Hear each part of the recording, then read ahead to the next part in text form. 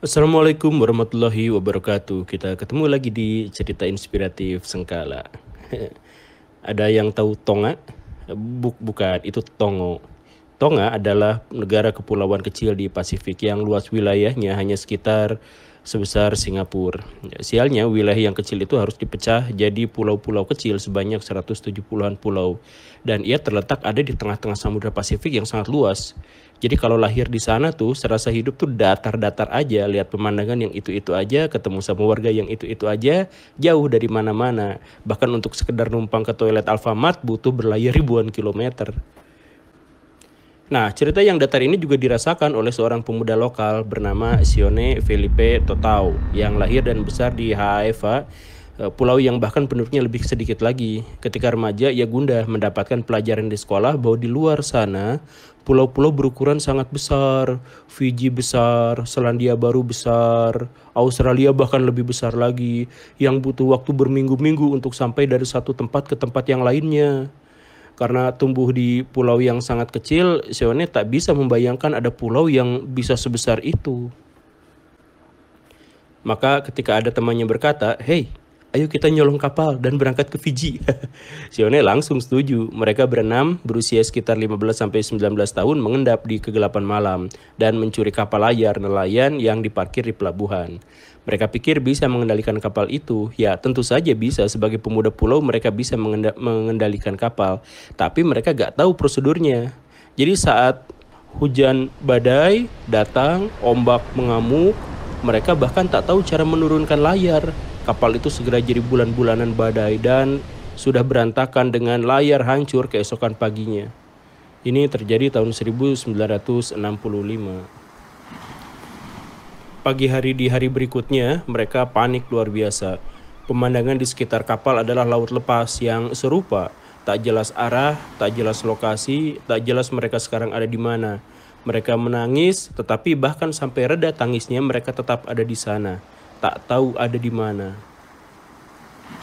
Sehari, 2 hari, 3 hari, tak ada perubahan. Mereka sama sekali tak makan dan hanya minum dari air hujan yang mereka tampung di kaleng-kaleng dan yang tergenang di kapal. Ketika pada hari ke-8 mereka melihat pulau, mereka menganggap itu harapan. Satu berenang dan disusul oleh lainnya menuju pulau itu, meninggalkan kapal yang tersesat di lautan lepas dan hilang entah ke mana. Pulau yang dimaksud adalah Pulau Ata, diameternya hanya 1 kilometer. Tapi untuk mencapai daratan butuh memanjat beberapa meter. Tapi pikir pemuda itu kesempatan hidup di sana jauh lebih besar daripada di kapal. Di sini setidaknya ada buah pepaya, ada kelapa, dan mereka bisa makan ikan dan kerang-kerangan. Dan please jangan rewel soal makanan. Para pemuda itu tak tahu cara menyalakan api. Jadi mereka makan ikan mentah, kerang mentah, pisang mentah. Rasanya amis, tapi lapar dan keterpaksaan untuk bertahan hidup mengalahkan semuanya.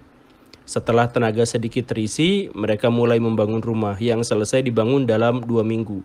Dan mereka juga akhirnya bisa membuat api dalam 3 bulan percobaan. Yang berarti mereka makan makanan mentah selama 3 bulan itu. Lama amat 3 bulan? Ya, karena mereka terdampar lama sekali. Seringkali mereka menangis, ingin kembali ke pelukan keluarga. Mereka ingin bercengkrama dengan kerabat dan teman-teman, bersekolah dan saling bertegur sapa. Beberapa di antara mereka mulai dihantui kecemasan bahwa mereka akan terdampar di pulau ini selama-lama-lama-lamanya. Selama 3 bulan di pulau ini, mereka tak menemukan satupun kapal yang lewat. Jadi wajar kalau mereka berpikir bahwa mereka memang akan terdampar selamanya. Mereka sempat membuat perahu, tapi perahu itu selalu gagal. Mereka membuat lagi, gagal lagi. Buat lagi, gagal lagi. Bahkan mereka membuat lagi dan berhasil, tapi ketika dinaiki 6 orang, gagal lagi. Dan ketika pun berhasil dinaiki 6 orang, kan mereka tidak tahu arah pulang kemana.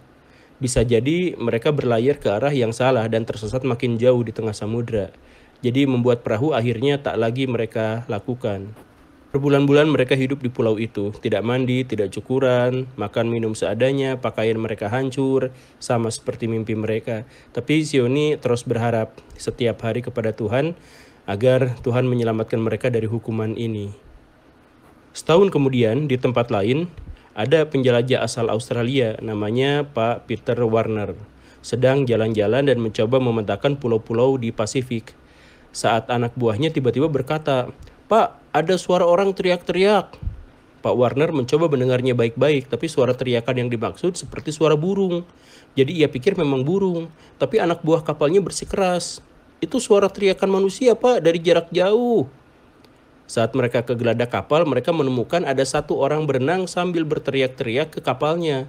Rambutnya kusut, telanjang bulat, dan histeris. Ternyata itu adalah penghuni Pulau Ata. Saat sampai ke kapal itu, dia langsung mengajak dengan bersikeras ke Pulau Ata. Yang setelah dilabuhi, ternyata di sana ada 5 pemuda lain yang sama-sama telanjang. Berakhir sudah penantian orang-orang terdampar itu. Sione bisa kembali ke peradaban, bertemu keluarga dan kerabatnya.